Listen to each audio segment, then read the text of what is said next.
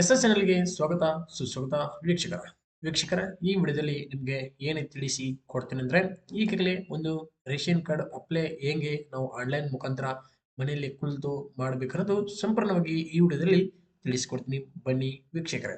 ಹೌದು, ಈಗಾಗಲೇ ಸ್ವತಃ ತಮ್ಮ ಫೋನ್ನಲ್ಲಿ ಮತ್ತು ತಮ್ಮ ಲ್ಯಾಪ್ಟಾಪ್ನಲ್ಲಿ ತಮ್ಮ ಸಿಸ್ಟಮ್ನಲ್ಲಿ ನೀವೇ ಕುಂತು ನಿಮ್ಮ ಮನೆಯಲ್ಲಿ ಆನ್ಲೈನ್ ಮುಖಾಂತರ ಒಂದು BPL ರೇಷನ್ ಕಾರ್ಡ್ಗೆ ಅಪ್ಲೈ ಮಾಡಬಹುದು ವೀಕ್ಷಕರೇ.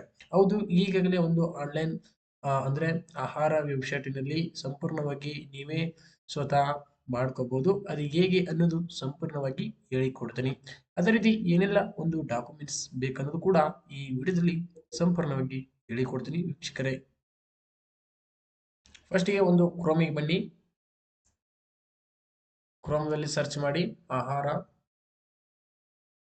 ಕರ್ನಾಟಕ ಇನ್ನೊಂದು ಸರ್ಚ್ ಮಾಡಿದ್ರೆ ಈ ರೀತಿ ಬರ್ತವೆ ವೆಬ್ಸೈಟ್. ಈ ಲಿಂಕ್ ಮೇಲೆ ಟ್ಯಾಪ್ ಮಾಡಿ.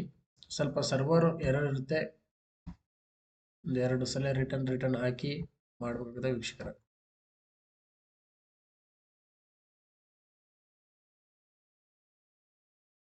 ಈ ರೀತಿ ಬರ್ತವೆ ವೀಕ್ಷಕರ. ಫಸ್ಟಿಗೆ ಆಹಾರ ಕರ್ನಾಟಕ ಗೌರ್ಮೆಂಟ್ ಇನ್ ಅಂತ the department for food civil ಈ ರೀತಿ ಒಂದು ವೆಬ್ಸೈಟ್ ಬರುತ್ತೆ. ಈ ವೆಬ್ಸೈಟ್ ಅನ್ನು ಕ್ಲಿಕ್ ಮಾಡ್ಕೊಳ್ಳಿ.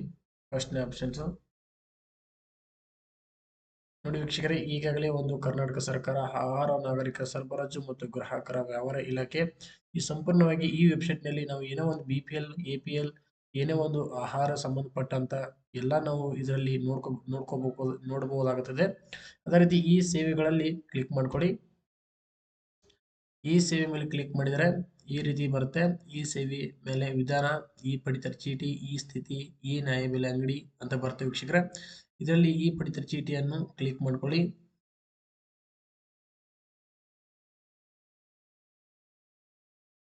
ಇದರಲ್ಲಿ ಪ್ರತಿಯೊಂದು ಹಳೆ ಪಟ್ಟಿ, ಒಂದು ಈ ಸ್ಥಿತಿ ಮತ್ತು ರದ್ದುಗೊಳಿಸಲಾದ ಪಡಿತರ ಚೀಟಿ ಎಲ್ಲ ಒಂದು ಸಂಪೂರ್ಣವಾಗಿ ಈ ವಿಡಿಯೋದಲ್ಲಿ ಹೇಳ್ಕೊಡಕ್ಕಾಗೋದಿಲ್ಲ. ಹಂಗಾಗಿ ಒಂದು ಏನು ಒಂದು ಅಪ್ಲೈ ಮಾಡ್ಬೇಕು ಅನ್ನೋದು ಹೇಳ್ಕೊಡ್ತೀನಿ.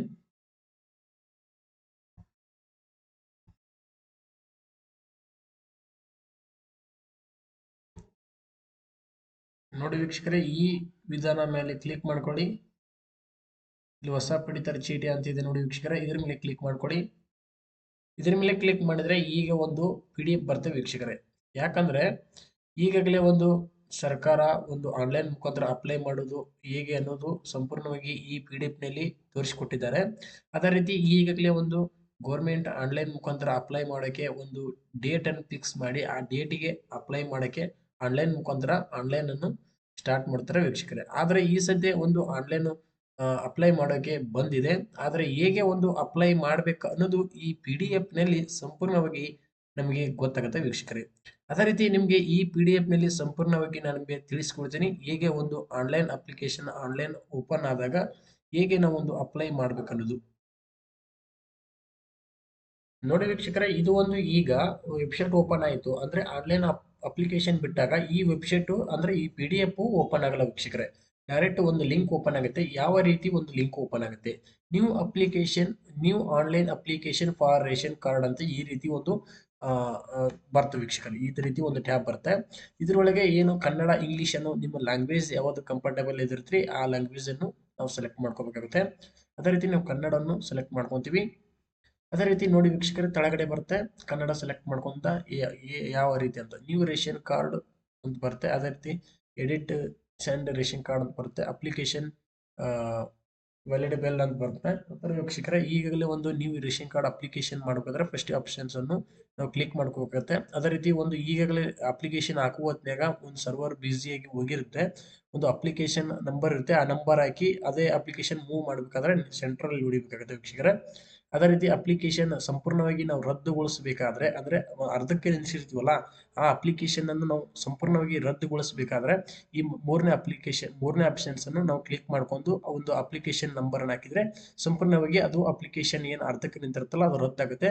ರಿಟರ್ನ್ ನಾವು ಅಪ್ಲಿಕೇಶನ್ ಹಾಕ್ಬೇಕಾದ್ರೆ ಅವ್ರ ಆಧಾರ್ ಕಾರ್ಡ್ ಇಂದ ಒಂದು ತಿಂಗಳು ಆದ ನಂತರ ಒಂದು ಅಪ್ಲಿಕೇಶನ್ ಹಾಕ್ಬೇಕಾಗುತ್ತೆ.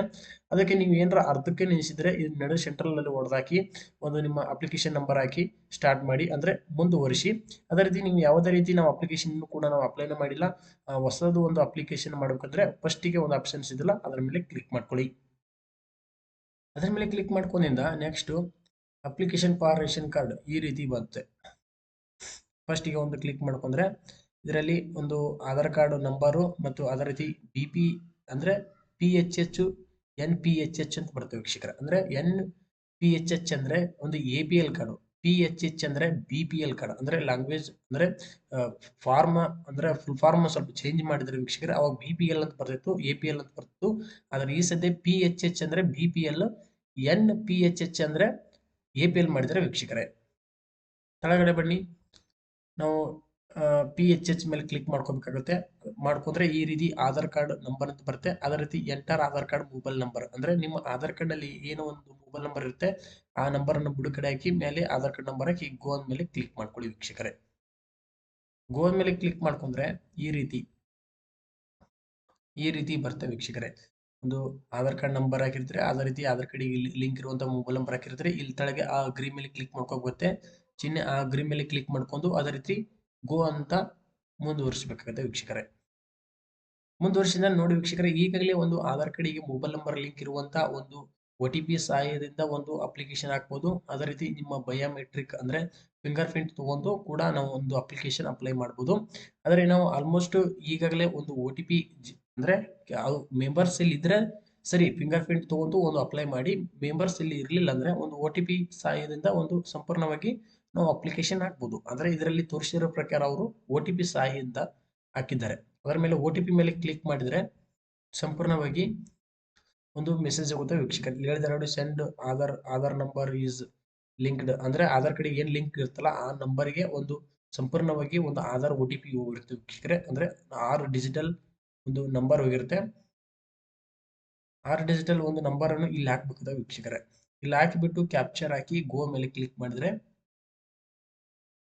ಕೆಳಗಡೆ ಬನ್ನಿ, ನೋಡಿ OTP ಹಾಕಿದ್ದಾರೆ. ಅದೇ ರೀತಿ ಕ್ಯಾಪ್ಚರ್ ಹಾಕಿ ಗೋ ಮೇಲೆ ಕ್ಲಿಕ್ ಮಾಡ್ಕೊಂಡ್ರೆ ವೀಕ್ಷಕರೇ, ನೀವು ಕೂಡ ಒಂದು OTP ಹಾಕಿ ಕ್ಯಾಪ್ಚರ್ ಹಾಕಿ ಗೋ ಮೇಲೆ ಕ್ಲಿಕ್ ಮಾಡ್ಕೊಂಡ್ರೆ ಸಂಪೂರ್ಣವಾಗಿ ಇಲ್ಲಿ ಡೀಟೇಲ್ಸ್ ಬರ್ತವೆ ವೀಕ್ಷಕರೇ. ಅಂದ್ರೆ ಏನು ಆಧಾರ್ ಕಾರ್ಡು, ಏನ್ ಜನರಲ್ ಅಂದ್ರೆ ಏನ್ ನೇಮು, ಏನ್ ವಯಸ್ಸು ಎಲ್ಲ ಸಂಪೂರ್ಣವಾಗಿ ಅವ್ರ ಫೋಟೋ ಎಲ್ಲ ಕೂಡ ಬರುತ್ತೆ. ಇದರಲ್ಲಿ ಆಡ್ ಅಂತ ಹೊಟ್ಟಿರಿ, ಅಂದ್ರೆ ಆಡ್ ಅಂದ್ರೆ ಒಂದು ರೇಷನ್ ಕಾರ್ಡಿಗೆ ಇವ್ರನ್ನ ಆಡ್ ಮಾಡಬೇಕು. ಇಲ್ಲಿ ಆಡ್ ಮೇಲೆ ಕ್ಲಿಕ್ ಮಾಡ್ಕೊಂಡ್ರೆ ಆಡ್ ಆಗುತ್ತೆ ವೀಕ್ಷಕರೇ. ಆಡ್ ಆಗಿಂದ ಈ ರೀತಿ ಬರುತ್ತೆ. ಅಂದ್ರೆ ನಾವು ಈಗ OTP ಮುಖಾಂತರ ಮಾಡ್ತೀವಿ, ಫಿಂಗರ್ ಪ್ರಿಂಟ್ ಮುಖಾಂತರ ಕೂಡ ನೀವು ಮಾಡ್ಬೋದು. ಫಿಂಗರ್ ಪ್ರಿಂಟ್ ಸೆಲೆಕ್ಟ್ ಮಾಡ್ಕೊಂಡು ಈ ರೀತಿ ಫಿಂಗರ್ ಪ್ರಿಂಟ್ ಕೊಟ್ಕೊಂಡು ಅಲ್ಲಿ ಕ್ಯಾಪ್ಚರ್ ಹಾಕೊಂಡು ಫಿಂಗರ್ ಪ್ರಿಂಟ್ ಕೊಟ್ಟು ಫಿಂಗರ್ ಪ್ರಿಂಟ್ ಸಕ್ಸಸ್ಫುಲ್ ಆದ್ರೆ ಈ ರೀತಿ ಕೂಡ ಬರುತ್ತೆ. ಅಂದ್ರೆ ಎರಡು ರೀತಿ ಇದರಲ್ಲಿ PDF ನಲ್ಲಿ ನಿಮಗೆ ಸಂಪೂರ್ಣವಾಗಿ ತಿಳಿಸ್ಕೊಟ್ಟಿದ್ದಾರೆ. ನೀವು ಎರಡು ಕೂಡ ಒಂದು ಮಾಡ್ಕೋಬಹುದು. ನೋಡಿ ವೀಕ್ಷಕರೇ, ಈ ರೀತಿ ಒಂದು ಆಪ್ಷನ್ಸ್ ಬಂದ್ರೆ ಅಂದ್ರೆ ಒಂದು ರೇಷನ್ ಕಾರ್ಡ್ ನಂಬರ್ ಬಂದ್ರೆ, ಈಗಾಗಲೇ ಒಂದು ರೇಷನ್ ಕಾರ್ಡ್ ನಲ್ಲಿ ಅವ್ರು ಇದ್ರೆ ಈ ರೀತಿ ಒಂದು ಅವ್ರದ್ದು ಮೊದಲಿನ ಒಂದು ರೇಷನ್ ಕಾರ್ಡ್ ನಂಬರ್ ಬರುತ್ತೆ.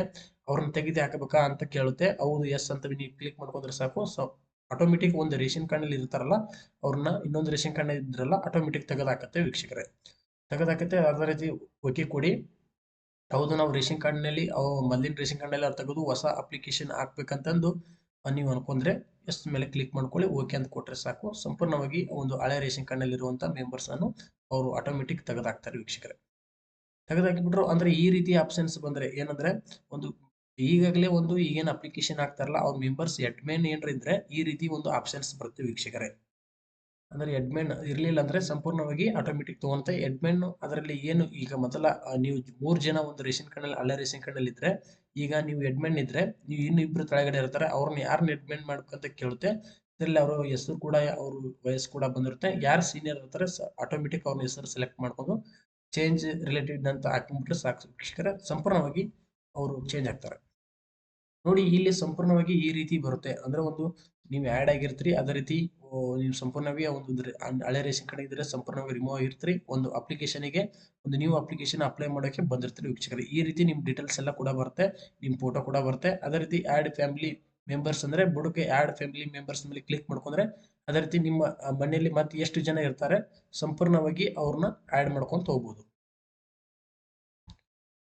ಈ ರೀತಿ ಒಂದು ಅಪ್ಲೋಡ್ ಮಾಡಿ ಒಂದು ಅಡ್ಮಿನ್ ಯಾರಿರ್ತಾರೆ ಅಡ್ಮಿನ್ ಸೆಲೆಕ್ಟ್ ಮಾಡ್ಕೊಂಡು ಸಂಪೂರ್ಣವಾಗಿ ನೀವು ಒಂದು ಅಪ್ಲಿಕೇಶನ್ಗೆ ಅಪ್ಲೈ ಮಾಡ್ಬೋದು ವೀಕ್ಷಕರ. ಅಪ್ಲಿಕೇಶನ್ ಅಪ್ಲೈ ಮಾಡಿದ್ರೆ ಈ ರೀತಿ ಒಂದು ಡೆಮೋ ಬರುತ್ತೆ, ಅಂದ್ರೆ ಒಂದು ರೆಸಿಪ್ಟ್ ಬರುತ್ತೆ. ಒಂದು APL ಅಪ್ಲೈ ಮಾಡಿದ್ರೆ ಈ ರೀತಿ ಒಂದು ರೇಷನ್ ಕಾರ್ಡ್ ಜನರೇಟ್ ಆಗುತ್ತೆ ವೀಕ್ಷಕರೇ. ಅಂದ್ರೆ ನೀವು BPL ಒಂದು ಅಪ್ಲೈ ಮಾಡಿದ್ರೆ ಯಾವುದೇ ರೀತಿ ಒಂದು ಈ ರೀತಿ